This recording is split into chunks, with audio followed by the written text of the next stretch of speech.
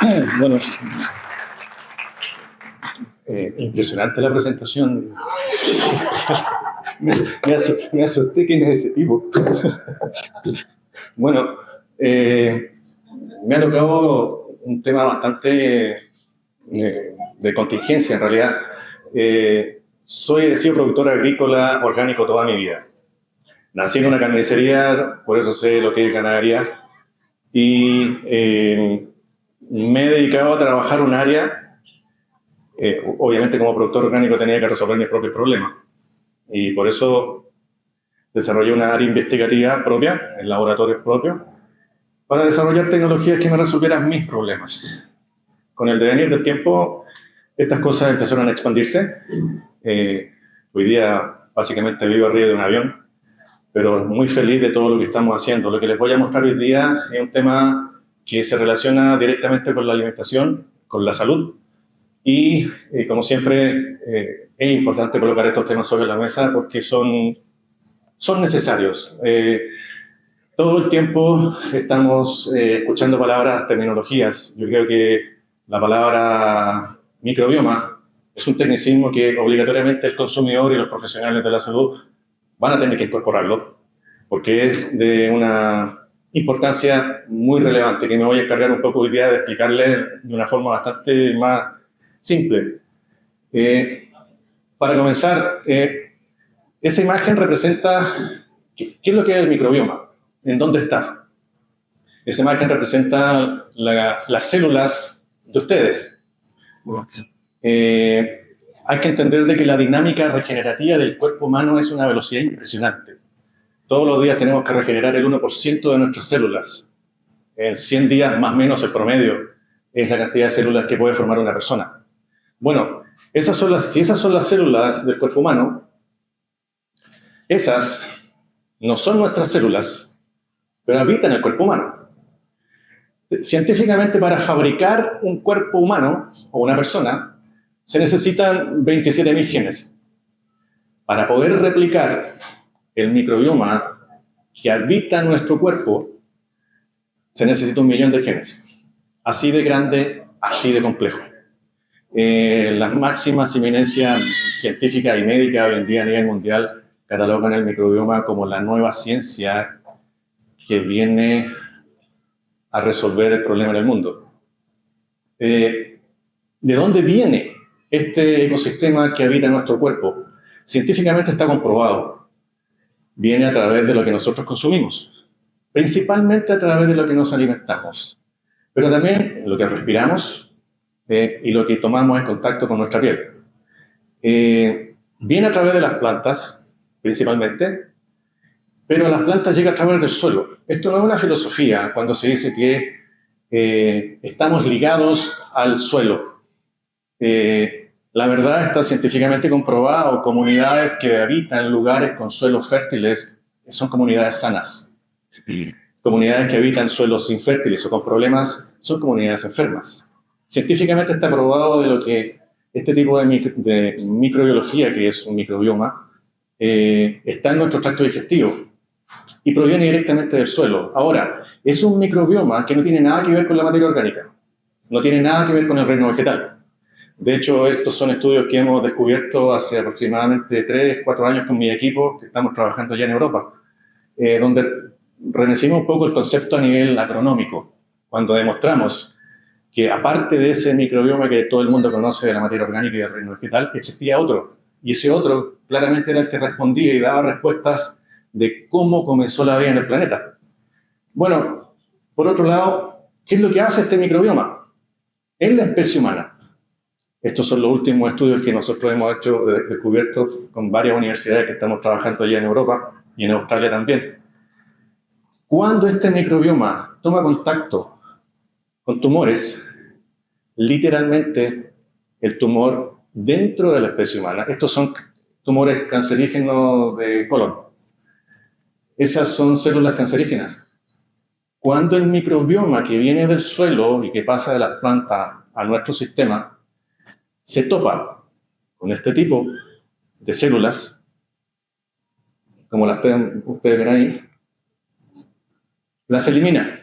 Esta fue la primera gráfica de la Universidad de Granada que demostraba que un factor biológico era más potente que un químico para resolver enfermedades en la salud humana.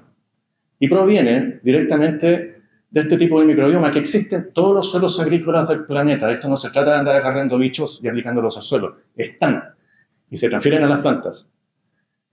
Otra cosa que hace este microbioma es fabricar biomoléculas. Esta es una biomolécula bastante nueva, que la descubrimos hace 2 años atrás, que proviene de un proceso digestivo de este microbioma.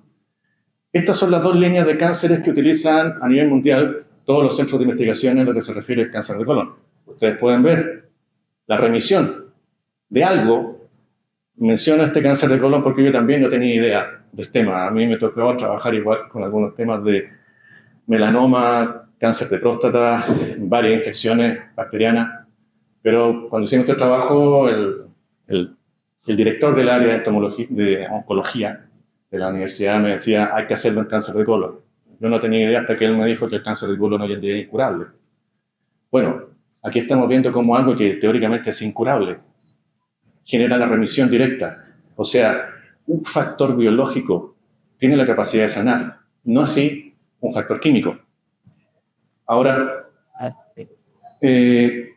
las nuevas tecnologías nos han permitido a nosotros poder desarrollar esto, cosa que antes era más o menos imposible. Hoy en día tenemos tecnologías que nos permiten estudiar directamente el ADN, o cómo se multiplica el ADN, o cómo el ADN fabrica las proteínas. A mí en realidad esto no me interesaba porque daba la sensación de que estábamos interviniendo el ADN, o sea, una manipulación. Sin embargo, una de las tecnologías es la medición de las biomoléculas. En otras palabras, a mayor concentración de biomoléculas, más activo un gen. A menor, más inactivo. De hecho, se llaman mapas de calor. Los colores rojos significan una alta concentración de biomoléculas. Cuando los leemos después de los resultados. Los colores azules son nula presencia de biomoléculas. Con estos trabajos que hemos desarrollado a nivel agrícola productivo, el primer trabajo que hicimos fue en tomates. Reactivamos el microbioma del suelo de una agricultura convencional versus el otro cultivo de tomate estándar, tradicional. Y posteriormente medimos las biomoléculas en el fruto. Los equipos que utilizamos son estos, que son de alta gama. De hecho, antes de sacar la primera resultados se analizan 300 veces. Así de precisión son estos equipamientos. Bueno, el resultado que tuvimos con estos primeros tomates fue esto. A la izquierda, tomates que vienen de una agricultura en donde habíamos reactivado este microbioma. A la derecha, un cultivo de tomate tradicional. Teníamos la prueba en ese momento científica que el actual modelo de producción agrícola apaga los genes. Y de la misma forma, teníamos la evidencia científica que lo que ustedes ven al lado derecho son biomoléculas que en el convencional no existen, pero que en el de nutrición biológica se expresan en una máxima potencialidad. Dentro de esos están biomoléculas que en todas se repetía el mismo patrón. De hecho, una de las moléculas que se repite en todo tipo de frutas y hortalizas tiene la característica de alargar los telómeros en los cromosomas humanos. Eso significa reduce el envejecimiento celular o inclusive lo detiene. Eso es lo que hace este tipo de microbioma cuando está activo. Un tema que ocurre muchas veces y que hoy día lo estamos viendo en todas partes, por ejemplo el caso de los tomates. Tomates que no tienen sabor, tomates que no tienen aroma, pero son larga vida. Y todo el mundo se los come. Bueno, lo larga vida viene por una manipulación genética que lamentablemente cuando se hace apaga genes. Acá podemos ver el comparativo de un tomate de larga vida con un tomate no híbrido como el lima chino. Podemos ver de que un tomate de larga vida tiene menos calcio, menos magnesio, menos vitamina C, menos licopeno, menos polifenoles. En otras palabras, no nos aporta a la salud. Y esa es una de las razones por las cuales tampoco tienen aroma ni sabor. Cuando hemos hecho este tipo de trabajo y de confrontaciones, siguiendo con la línea un cultivo de tomate cuando se expone a un método de nutrición biológica, un tomate larga vida produce menos que un tomate no híbrido. En este caso, un tomate lima chino produce más que un tomate de larga vida. Ahora bien, se habla de los tomates larga vida porque pueden durar 20, 21 días, como el otro día me hicieron una entrevista que la periodista me decía eso. Yo pensaba en realidad, cuando estamos enfrente a un tomate de verdad, aunque dure 20 días, en la cocina ese va a desaparecer en los próximos 4 días. Eso lo van a comer. Así de claro. De hecho, los tomates no híbridos, cuando están bajo esta metodología de producción, duran exactamente lo mismo que un tomate de larga vida. Pero bueno, tenemos el concepto de una alimentación sana para estar sanos. Eso es una realidad, o casi. Porque, ¿cómo podemos pensar de que estamos alimentándonos de una forma sana cuando el método de producción es ese? Técnicamente hablando, a nivel internacional, la definición de alimentos es cualquier sustancia nutritiva que las personas o animales coman o consuman, o que las plantas absorban, en orden a preservar la vida y el crecimiento. Preservar la vida y el crecimiento. Técnicamente hablando, lo que hoy día estamos produciendo no son alimentos. Y eso que está ahí tampoco es agricultura. Para que ustedes sepan un poco la realidad de todo esto, hace aproximadamente 50 años, la cantidad de fertilizantes nitrogenados era 4 veces menos que lo que hoy día se utiliza para producir exactamente lo mismo. Es que ese es el punto. Hoy día, para producir lo mismo, aplicamos 4 veces más fertilizantes nitrogenados. Interesantemente, con estudios científicos, en la década del 60, inclusive aquí en Chile, daban fe científica que las enfermedades de cáncer gástrico, con los datos obtenidos desde 1945 a 1972, tenían una correlación directa entre el cáncer y la exposición a fertilizantes nitrogenados. Eso era la década del 60. Hoy día son 4 veces más la cantidad de fertilizantes nitrogenados. Saquen ustedes la cuenta, porque hoy día esa pandemia nos está azotando a todos. El otro problema que hoy día tenemos es el tema de la resistencia a antibióticos. Del 100% de los antibióticos a nivel mundial, el 81% se utiliza en ganadería y en piscicultura. Solo el 19% se utiliza en la salud humana. Y de hecho, de ese 19%, el 50% está mal recetado. Así de errado está el uso de antibióticos. Ahora, en el caso puntual de la ganadería, nosotros le echamos la culpa a las vacas por contaminación de metano. La verdad, las vacas son víctimas. Los culpables son los veterinarios que le meten el antibiótico a las vacas. Cuando una vaca tiene un tracto digestivo desbalanceado producto de los antibióticos, genera casi un 95% de metano. Pero cuando lo tiene sano, es solo un 5%. El gran problema que hoy día nosotros tenemos es el uso y el abuso de algo que de hecho no nos pertenece a nosotros. Los antibióticos, las fábricas de antibióticos son bacterias y hongos. Hoy en día básicamente lo estamos aplicando el concepto empresarial, en el fondo casi queremos robarnos la propiedad intelectual y matar al fabricante. En la naturaleza utiliza los antibióticos para controlar específicamente algo puntual, para mantener y preservar la biodiversidad dentro del ecosistema. Nosotros, sin embargo, utilizamos los antibióticos bajo un concepto de esterilización. Curiosamente, hoy día, por alguna razón extraña, se ha establecido o consolidado un concepto de esterilización, tanto a nivel agrícola como a nivel de salud humana o medicina. En medicina hablamos de esterilización para resolver un problema. En agricultura exactamente lo mismo. El problema está que en este planeta no existe un ecosistema sano, estéril. Al contrario, cuanto más pobre, más débil. Cuanto más rico, más diverso, es más sano. Y eso está totalmente comprobado a nivel científico, tanto en los ecosistemas acuáticos como en los ecosistemas terrestres. Pero curiosamente, la formación profesional de los agrónomos es la esterilización. Curiosamente, la formación profesional de los médicos es la esterilización. De hecho, bueno, ahí ustedes pueden ver el mapa de calor del cultivo de salmón. Un salmón de vida libre, el de la derecha, versus el salmón de criadero. El salmón de criadero, por el excesivo uso de antibióticos, no tiene el microbioma, no tiene cómo activar esas biomoléculas que son esenciales a nosotros. Técnicamente hablando, se pueden comer 20 salmones de criadero y nunca van a poder adquirir esas biomoléculas que tiene el salmón de vida libre. ¿Por qué? Porque el de vida libre tiene el microbioma natural de ellos y está activo. Perdón. Coloqué aquí un poco de ayuda de memoria. No necesitamos antibióticos. Necesitamos restablecer el microbioma que lo fabrica. Exacto. Un microbioma sano que habita el tracto digestivo de ustedes y todo el cuerpo, cuando es sano, no hay problema de infecciones bacterianas. Ese propio microbioma es el que se encarga de controlar ese intento de sobrepoblar con una sola agente ese sector.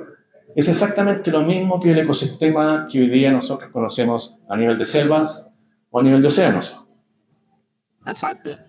De hecho, el otro problema que hoy día nosotros estamos evidenciando es, así como la desnutrición, la obesidad.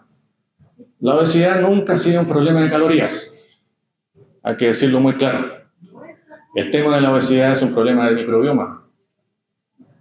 Aquí ustedes ven un comparativo de poblaciones de niños de África rural, al lado izquierdo, y de niños de Italia. Específicamente se tomaron de Italia por la alimentación mediterránea. El color verde es microbiología especializada en quemar calorías. El color rojo es microbiología especializada en acumular energía, o sea, acumular grasas. Claramente los niveles de obesidad en los países europeos están disparados. Bueno, y aquí en Chile ni hablar. Está más disparado que en Europa. ¿Por qué razón? Porque a nivel nutricional, 100 calorías de un pastel no tienen nada que ver con 100 calorías de una reinera a la mantequilla, una alcaparra y un par de toques de limón. Esas 100 calorías van solas. Las de el pastel van con una bomba de hormonas. Esto lo coloqué, traté de hacer algo lo más amigable posible, pero cada vez que lo veo me complico más con esto.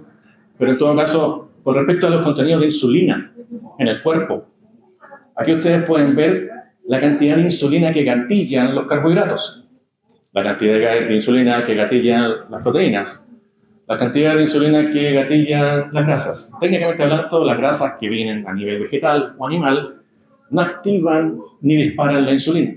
La insulina es la hormona que participa en todos los efectos inflamatorios en la especie humana. El intestino permeable, la inflamación del cerebro, problemas de trastornos conductuales, es porque la insulina está disparada. ¿Quién la dispara? Los carbohidratos. De hecho, nosotros no necesitamos carbohidratos. Por alguna razón, la Asociación Mundial de la Salud los coloca como referentes de que se recomienda un 50% de carbohidratos diarios. Yo a veces lo veo un poco, no de un lado bueno, sino que más del lado oscuro, porque en realidad no hay nada esencial que venga de un carbohidrato. Sí, de proteínas y de lípidos, tanto animal como vegetal. Eso es esencial para nosotros. Los azúcares los fabricamos directamente desde las proteínas o desde las grasas. No tiene nada que ver el tema de carbohidratos. Me llama mucho la atención por qué razón los nutricionistas esto no lo aplican o no lo saben. Los médicos tampoco. De hecho, cuando aquí coloqué carbohidratos son moléculas de enlace simple. Las proteínas son moléculas de enlaces doble, un poco más complejos. Y las grasas o lípidos que vienen de los vegetales y de los animales son complejos, tienen 3 enlaces. Mientras más complejo, más es la selección del microbioma para bien o para mal. En este caso puntual, si queremos microbiología benéfica que esté en nuestro cuerpo trabajando, necesitamos incorporarlos y alimentarlos con enlaces complejos, porque los enlaces complejos seleccionan la microbiología sana. Los enlaces simples seleccionan microbiología patógena, que causa enfermedades en la especie humana. Aquí también ustedes pueden ver, cuando se dispara la insulina, se dispara la dopamina. La dopamina es la hormona de la adicción. Está científicamente comprobado que, por ejemplo, del 100% de adictos a la cocaína, cuando se topan con la serotonina, el 80% de ellos pierde la adicción. Así de radical es la información que hoy día se tiene, que es lapidaria, es contundente. La serotonina, el 95% de ella, la tenemos en el segundo cerebro, en el tracto digestivo, no en la cabeza. Es este microbioma el que se encarga de fabricarla. Cuanto más sano es ese microbioma en el tracto digestivo, menos problemas conductuales y un aumento en la capacidad, se llama resiliencia, no, en capacidad de aguante frente al estrés, cosa que hoy día no lo tenemos por el excesivo uso de carbohidratos en nuestra alimentación. Hay un montón de cosas más que me encantaría contarles, pero en rigor y en estricto tiempo, me gustaría decirles que en la medida que ustedes entiendan que cuando se alimentan ese ecosistema que habita en ustedes y que depende de ese alimento el que puedan ustedes estar sanos, si entienden ese mensaje, van a estar garantizando no solo el futuro de sus hijos, van a estar asegurando el futuro de sus nietos. Lo que siempre digo, los mejores médicos no están en los hospitales ni en las clínicas, están en la cocina. Y la mejor medicina no está en la farmacia, está sobre la mesa. Muchas gracias.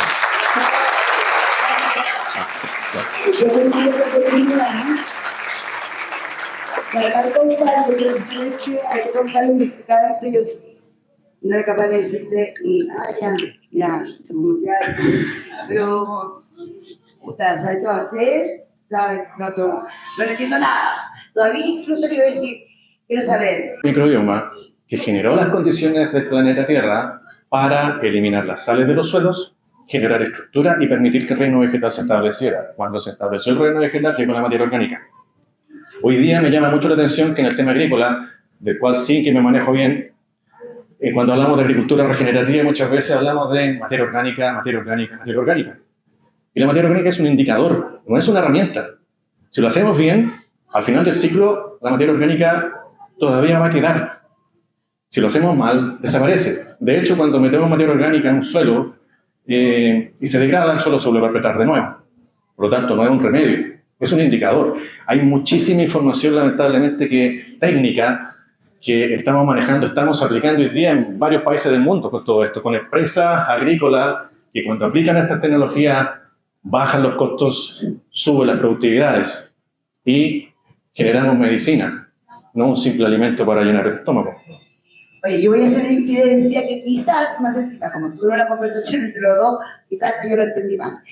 Pero tú me decías, o llegamos a esta conclusión media pop, de que hoy en día, por ejemplo, o más bien, va a empezar a pasar, y cuando antes nosotros veíamos, por ejemplo, que algo dice el ticket orgánico o la etiqueta orgánica, ya sabemos que también tenemos hartas dudas, bueno, ahora después vemos ya también la regenerativa, y Carlos me contaba que decía, bueno, que en realidad ahora la que va a venir es la del gen activo. ¿Es así o no? Correcto. Esa es otra terminología que ustedes tienen que incorporar dentro de su ADN. El hecho de hablar de microbioma es una herramienta válida como para seleccionar cosas. Ese microbioma activa los genes. Y cuando el gen está activo, fabrica la biomolécula, que es medicina para nosotros. No existe un alimento que no sea superalimento. De hecho, cuando trabajamos con arándanos, por ejemplo, y coliflor, hemos descubierto que tanto el arándano como el coliflor generan una biomolécula que impide que los vasos sanguíneos alimenten tumores cancerígenos, pero no así células sanas. Por lo tanto, es un tema que tienen que incorporar ustedes. No digo lamentable, llegó la hora de que ya era bueno que empezaran a ponerse un poco más profesionales en la capacidad de alimentarnos, porque en realidad, si ustedes creen que porque está disponible es seguro, no, es responsabilidad de nosotros. Y este tipo de eventos, y que te agradezco, Raquel, por invitarme en este tema, da pie para colocar muchos temas sobre la mesa y empezar a hablar de algo que no es a futuro. Esto está sucediendo hoy día. Hoy día estamos produciendo esto, hoy día se están generando estos efectos a nivel de salud. No es un prototipo. Estamos hablando de grandes extensiones agrícolas. De hecho, el propio ex secretario de Agricultura de California está aplicando estas tecnologías para resolver sus propios problemas en grandes superficies. Y bueno, creo que con eso te respondí. Sí, que hablamos de echar líquido, entonces, acá de superficie.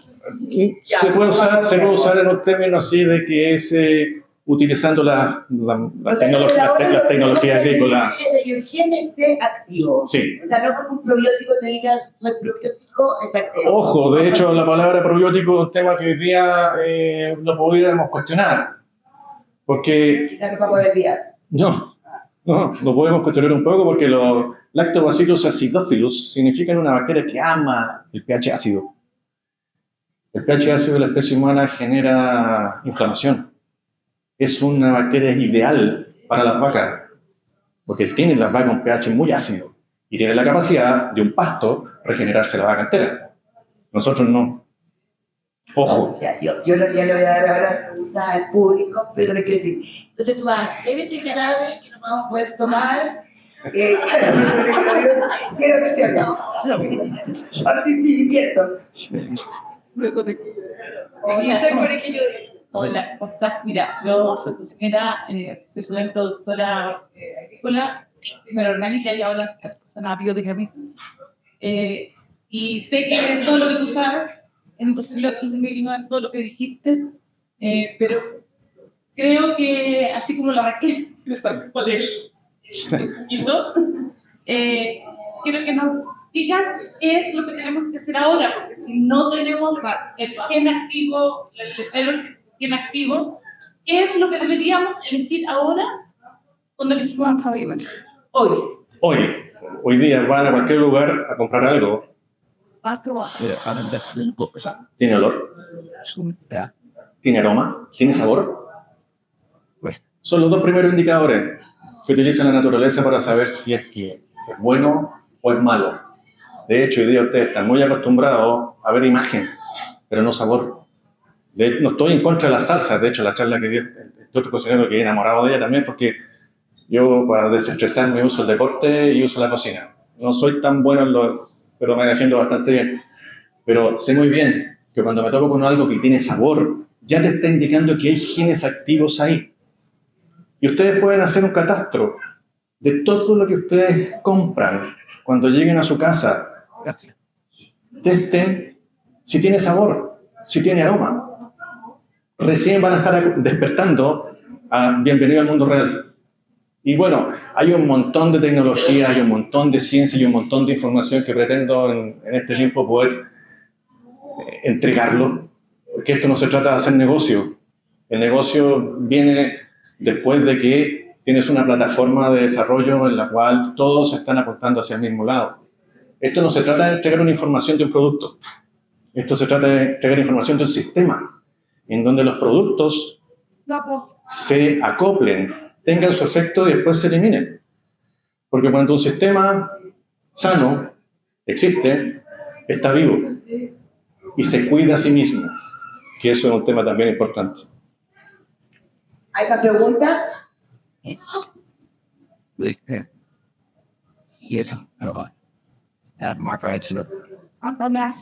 Bueno, se hace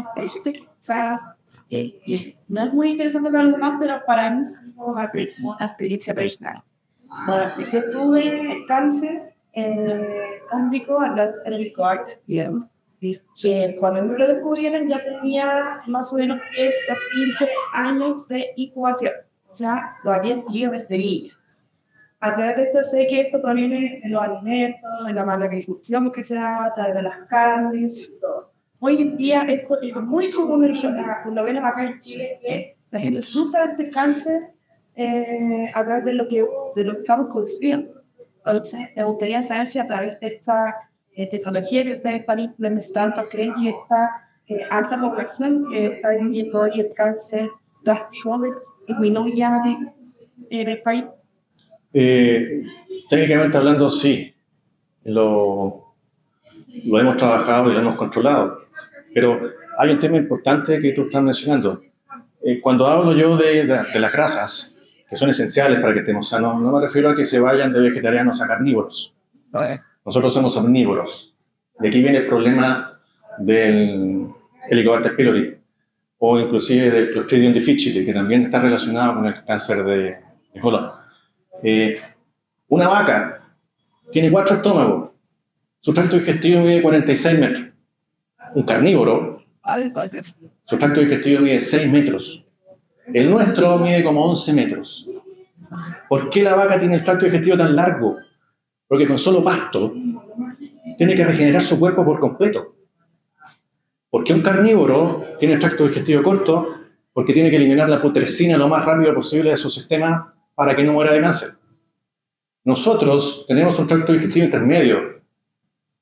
Lo primero que cambió la historia de la especie humana hace 200.000 años fue la invención del fuego. Comenzamos a cocinar. Nosotros somos omnívoros, que a diferencia de un oso, necesitamos cocinar, aprender a cocinar nuestros alimentos para poder obtener toda esa riqueza de ellos. Cuando me refiero a este tema, cuando se come mucha carne, se rompe ese balance de un omnívoro y obviamente carnívoro, con embutido más encima, te genera estos problemas. Entonces, ¿cómo lo resolvemos? ¿Con qué medicina? No, espera, no es con medicina.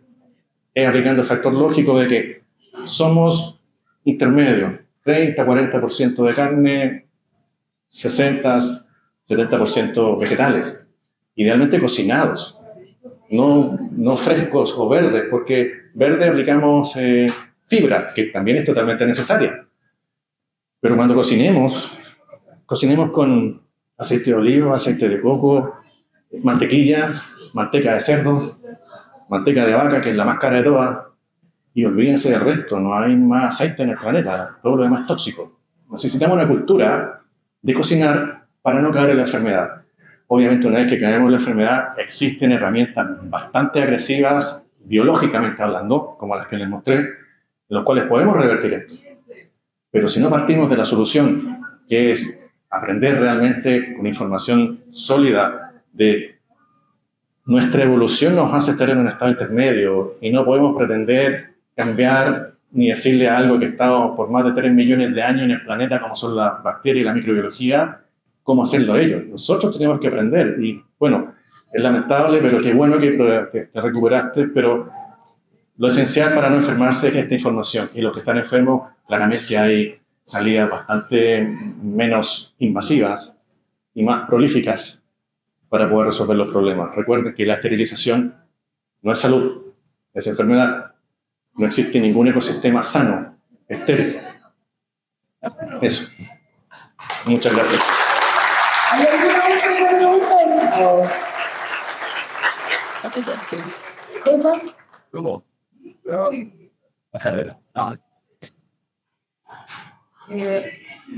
Vale, entonces, yo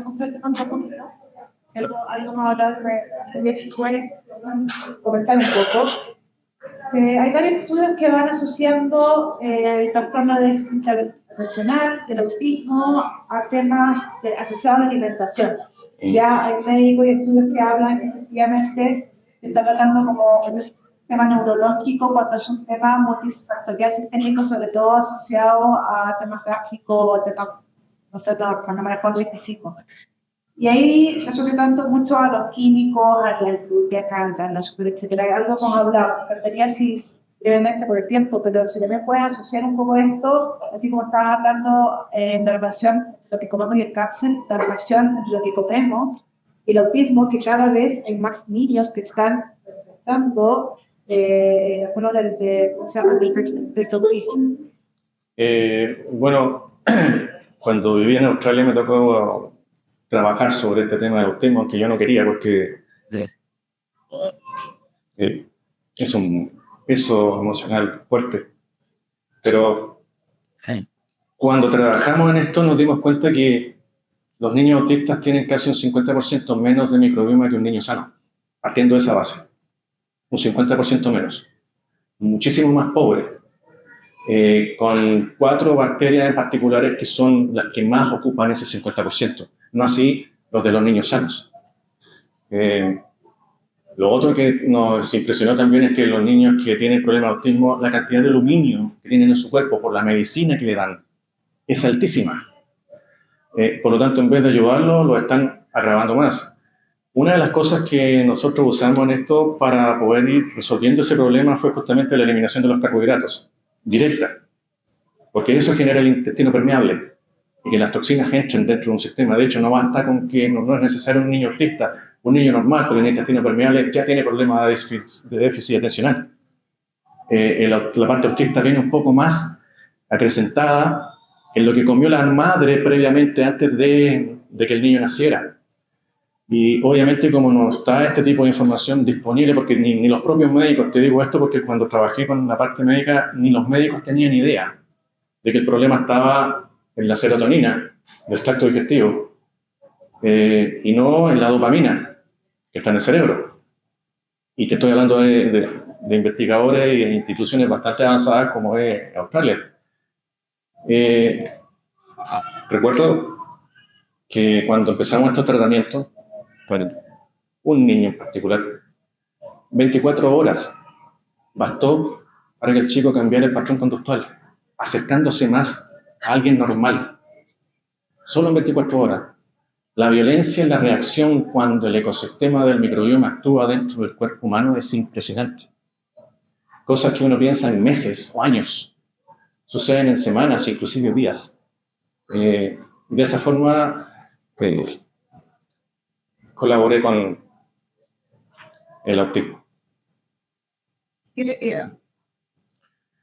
Le cortamos todos los carbohidratos y ya hemos trabajado con tres hongos que habitan el tracto digestivo humano. Ellos provocaron ese cambio conductual porque aumentaron la población después de todos los que, de ese 50% que no estaba activo, volvió a aparecer. Y ese chico después tenía un tracto digestivo con un microbioma muy similar al de un niño sano. En la alimentación y esos tóxicos que lamentablemente las madres consumen por desinformación, viene el efecto sobre los niños autistas. Y los niños normales que se exponen a alimentaciones y alimentos que no son realmente para nada, ni siquiera calificados de alimentos, son los que hoy día están sufriendo ese problema del déficit atencional. Se podría decir que es un intestino permeable con la inflamación del cerebro, que están directamente relacionados, pero que se soluciona con la alimentación, porque en ese alimento, recuerden, va la biomolécula que fabricó ese microbioma que también va dentro del alimento. Mientras más se aparten, agricultura orgánica, biodinámica, regenerativo, todo es bueno. No hay ninguno malo, porque mantienen y preservan un ecosistema. Es cierto que lo orgánico, lo regenerativo en particular, no regeneran por falta de información el tema. Hoy día tenemos herramientas bastante agresivas que resuelven los problemas de las toxicidades que existen en los suelos cuando lo aplicamos. Reducimos los costos de producción, aumentamos las producciones, mejoramos la rentabilidad, le colocamos sabor a los alimentos. Hace unos días atrás me entrevistaron y terminé la charla con: hagamos de la salud algo delicioso. Gracias.